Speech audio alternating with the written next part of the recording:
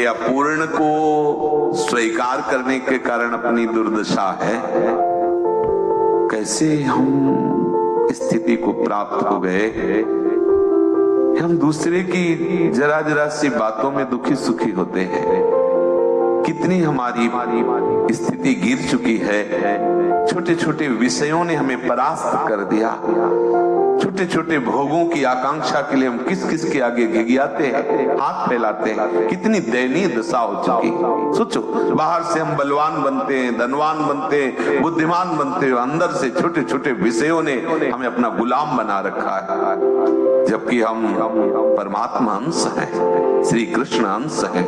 और इस प्रकृति के अंश से प्रकट हुए विषयों ने मुझे बांध रखा है, जबकि बिल्कुल झूठ बात है, फिर भी हम बंधे हुए हैं। यद्यपि मृषा पर छूटती कठिनाई।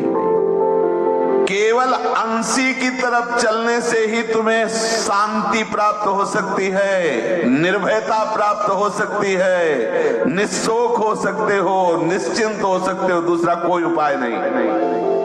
ऐ परमात्मा अंश, श्री कृष्ण अंश, तेरे अंदर की खोज है केवल श्री कृष्ण। तुझे प्रकृति में कहीं विश्राम नहीं मिलेगा, कहीं शांति नहीं मिलेगी, कहीं पूर्णता नहीं मिलेगी, क्योंकि तू परमात्मा अंश है। इसलिए तेरा विश्राम स्थल परमात्मा ही है। उसका नाम, उसका रूप, उसकी लीला, उसका धाम तेरा विश्राम स्थल है। इसलिए श्री वृंदावन विश्राम। तू विषयों में, प्रकृति में अपना विश्राम खोजेगा, नहीं मिलेगा। प्रकृति से निश्चिंत होना चाहेगा, निर्भय होना चाहेगा, निःशोक होना चाहेगा, तो उतना ही चिंता बढ़ेगी, उतना ही शोक बढ़ेगा, उतना ही भय बढ़ेगा, क्योंकि तू परमात्मा अंश है। तो अगर निर्भय हो सकता है तो केवल परमात्मा से। प्रकृति से जुड़ करके तो निर्भय नहीं हो सकता, प्रकृति से जुड़कर तो निश्चिंत नहीं हो सकता, प्रकृति से जुड़ करके तो निःशोक नहीं हो सकता। और यही तो हमारी मांग है, कोई चिंता न रहे, हम सदैव सुखी रहें, परम शांत रहें, क्योंकि ये मांग अंशी की मांग हम समझ नहीं पा रहे। ये सब भगवत स्वरूप बात हम मांग रहे हैं। सदैव सुखी रहना, सुख सिंधु में जाना, सदैव शांत रहना प्रभु का स्वभाव है, निर्भय रहना ये प्रभु का प्रभाव है। हमारी मांग क्या है? अंशी की, पर हम समझ नहीं पाते। प्रभु के अंश होकर प्रकृति से अपनी मांग पूरा करना चाहते हैं, इसलिए कभी नहीं हो सकती। वो कभी नहीं हुई। देखो, जब से जन्म मरण के चक्र में लगे हुए, कोई भी देवता, ऋषि, प्राणी, माता, पिता, आप्तजन, दादा, परदादा, कोई भी तुम्हारी शांति का कारण नहीं बन सकते जब तक आप अपने प्रीतम की भावना से युक्त नहीं होंगे। कोई उदाहरण दे सकता है कि पुंडरीक जी अपने माता पिता की सेवा से ऐसी पदवी को प्राप्त हुई। महाराष्ट्र श्री कृष्ण भावना में डूबे हुए। समझ रहे? माता पिता से राग तो सब कोई करता है, लेकिन भगवत भाव से, समझ रहे?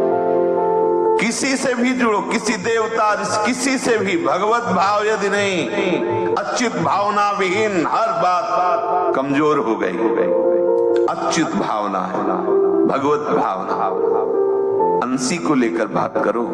कोई भी नाम दे दो, माता नाम दे दो, पिता नाम दे दो, कोई भी कहीं भी आराधना कर लो, बैठा हुआ है, बस उसी की आराधना करनी, उसी का भाव करना है। और जब तक हम राग त्याग नहीं करते तब तक आराधना सफल नहीं होती। राग पूर्वक, मोह ममता पूर्वक तो सबको ही लगा है अपने परिवार के, और वो त्याग ना होने के कारण उसको कोई भी भागवती की अनुभूति नहीं होती। आराधना तो सब कर रहे, नहीं कर रहे। कैसी कैसी आराधना है, देख लो। आराधना नहीं, कौन आराधना नहीं कर रहा?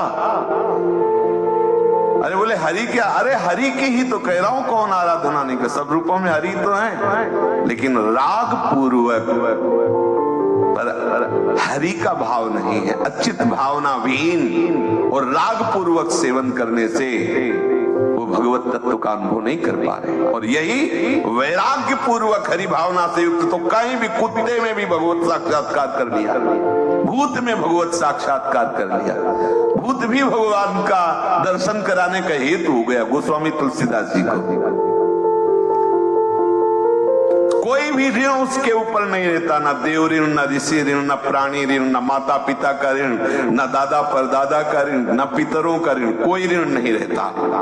देवर्षि भूताप्त नृणाम पितृणाम न किंकरो नाय मृणी च राजन सर्वात्मना या शरणम शरण्यम। बहुत जोर की बात है। सर्वात्मना यह शरणम शरण्यम गतो मुकुंदम परिहृत्य करतम। श्री परमहंस जी महाराज सुखदेव जी कह रहे हैं, परीक्षित, जिसने संपूर्ण रूप से शरणागत वत्सल प्रभु को अपना समर्पण कर दिया, उसके ऊपर किसी का अधिकार नहीं रहता, न वेद का, न ऋषि का, न मुनि का, न देवता का, न पितरों का, किसी का अधिकार। अब सीधे वो प्रभु का जन है। अब प्रभु की कृपा, दुर्गाणि मत प्रसादात् तरिष्यति, सर्व दुर्गाणि मत प्रसादात् तरिष्यति। वेद निषेध, नियम कानून, शुभ अशुभ किसी का अधिकार नहीं, काल का भी अधिकार नहीं। जिए काल बस ना परे, समुझ जियाए शरण ते डरत ना काल डर। आहा, कितनी अमृतमयी बात है। जड़ शरीर के साथ संबंध जोड़ करके कमी ही कमी की अनुभूति होगी। यही तो हो रहा है, कभी पूर्ति नहीं होती। आप शुरू से देख लो, मांग पे मांग, मांग पे मांग, अभी मांग ही मांग, मांग मांग, और भरते रहो मांग। कितनी भरते रहोगे मांग? कितनी भर गई? मांग पे मांग, नहीं मांग होती रहती, और भरते रहो मांग, उजड़ती रहती है मांग, भरती रहती है। पूरा जन्म जन्म व्यतीत हो गए। क्यों ये मांग हो रही है? पूर्ण के अंदर यह पूर्णता कैसी स्वीकृति हो गई। इस अपूर्ण शरीर की स्वीकृति हो गई, अब कभी पूर्ति नहीं हुई। शरीर को लेकर कभी कोई नहीं कह सकता अब कछुनाथ न चाहिए मेरे, ऐसा नहीं कह सकता। वो तो श्री चरणों को लेके कहता है अब कछुनाथ न चाहिए। केवट क्या कह रहा है? जब श्री चरणों को गोद में लेकर के दुलार कर रहा है तो कह रहा है बहुत काल में कीन मंजूरी, आज दिन सब विधि भरपूर। अब कछुनाथ न चाहिए, अब कृतकृत्य भयो में। ये जहां से बिछड़े थे वहां आ गए अब कृतकृत्य। शरीर को लेकर के कभी कोई निष्काम नहीं हो सकता, कभी मांगे बंद नहीं हो सकती, कभी सुखी नहीं हो सकते, कभी शांति प्राप्त नहीं हो सकती। अगर शांति चाहिए तो त्यागात् शांतिरंतरम, शरीर राग का त्याग कर दो। नहीं होता, बड़ा कठिन है, नामे कर दो, प्रभु के नाम कर दो। हमसे नहीं बनता, लो जैसे झूठ से ही सही मैं आपकी शरण में। बड़ी जोर की बात है। सर्वात्मना यह शरणम शरण्यम गतो मुकुंदम परिहृत्य करतम। जो शरणागत वत्सल प्रभु की शरण में आ जाता है, उसके ऊपर कोई भी शासन नहीं कर सकता, कोई कर्तव्य नहीं। अब कर्तव्य बना शरण्य का, चोंच में दाना लाओ और पानी लाओ और उसके चोंच में डालो आके। अजात पक्ष मातरम खगा, ये बहुत जोर की बात है।